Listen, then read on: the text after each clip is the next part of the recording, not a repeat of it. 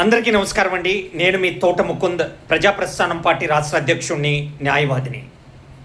ప్రజల్లారా, Janasena party Pawan Kalyan గారు elections ముందు కాపులకి అనేక రకాలైనటువంటి భరోసా ఇవ్వడం జరిగిందండి.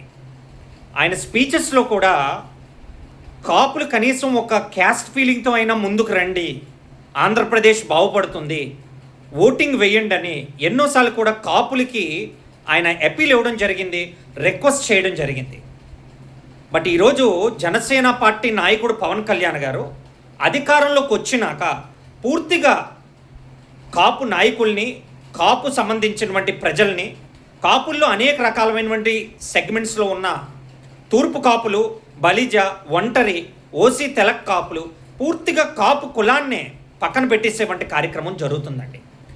ఈ వైఖరిని ప్రజాప్రస్థానం పార్టీ రాష్ట్ర అధ్యక్షుడిగా ఈ తోట ముకుంద్ ఖండిస్తున్నాడు.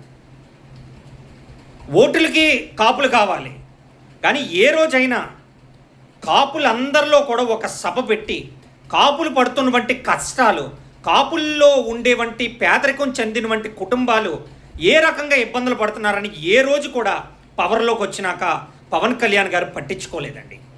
అలాగే కాపు నాయకులు కాపులకు ఓబీసీ కావాలి, ఓసీలో ఉండేవంటి కులం కాదు ఇది, చాలామంది వెనకబడిన వ్యక్తుల్లో వాళ్ళు ఇబ్బంది పడుతూ తిండికి, గుడ్డకి, బట్టకి, విద్యకి సపోర్ట్ చేయలేనివంటి పరిస్థితుల్లో తల్లిదండ్రులు కానీ కుటుంబాలు కానీ ఉన్నాయి. సో ఓబీసీ కావాలని పోరాటం చేస్తున్నటువంటి కాపు నాయకులకి ఏ రోజైనా పవన్ కళ్యాణ్ గారు ఒక సభ పెట్టారా? డిప్యూటీ సీఎం అయ్యాక నేనున్నాను కాపులకని ఒక భరోసా ఇచ్చాడా? కాపులను ఓబీసీలో చేరుస్తానని ఏమన్నా ఒక ధైర్యం ఇచ్చాడా? లేదు కాపులకి ఏమన్నా ఒక ప్యాకేజీలు ఇచ్చి ఆర్థికంగా వెనకబడినటువంటి కాపులకి ఏమన్నా నాయకత్వం వర్తించాడా? సో ఇంకా ఏ రకంగా కాపులు ఆ లాయల్టీ కానీ విశ్వాసం కానీ చూపెడతారండి? కాపులు నమ్మి ఓటేశారు. నమ్మి ఓటేసినందుకు పవన్ కళ్యాణ్ కూడా తిరిగి రెసిప్రికేట్ అయ్యి ముందడుగు వేస్తే ఖచ్చితంగా ఆయనకి స్థానం ఉంటుంది. అండ్ రీసెంట్గా ఒక కాపు నాయకుడు అంటాడు, మనం కాపులందరూ గర్వపడాలి డిప్యూటీ సీఎం అయ్యాడని. అయ్యా, నువ్వు భజన్ బ్యాచ్, నువ్వు భజన్ చేసుకుంటావు. ఎందుకు చేసుకుంటావు? నీకు ఎమ్మెల్యే టికెట్ ఇచ్చాడు కాబట్టి. కాపులకి ఏమి చేశాడని మేమందరూ గర్వపడాలి. కాపులు ఆయన వచ్చినాక ఓబీసీ రిజర్వేషన్ చేసాడా? పేదరికం కాపులకి ఏమన్నా నిలబెట్టేశాడా? ఏ రకంగా మేము ఆయన్ని ముందుకు పట్టుకెళ్ళడానికి?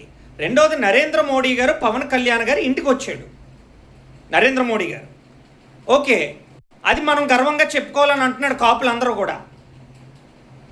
అదే పవన్ కళ్యాణ్ గారు కాపులందరినీ ఒక సభ పెట్టి నరేంద్ర మోడీ గారిని ప్లాట్ఫామ్లో ఆ స్టేజ్ మీద రప్పించి, ఇదిగో మా కాపులు ఈ రకంగా కష్టాలు పడుతున్నారు, ఓబీసీ ఇవ్వండి నరేంద్ర మోడీ గారు అని చెప్పితే అప్పుడు ఆటోమేటిక్గా మేమే చెప్పుకుంటామండి.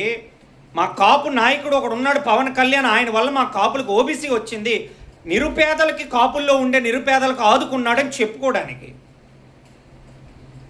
చెప్పుకోవాలనంటే ఏదో చెయ్యాలి కదండి. సో థ్యాంక్ యూ ఆల్ అండి. మీ తోట ముకుంద్, ప్రజాప్రస్థానం పార్టీ రాష్ట్ర అధ్యక్షుడిని, న్యాయవాదిని. Thank you all. జై హింద్.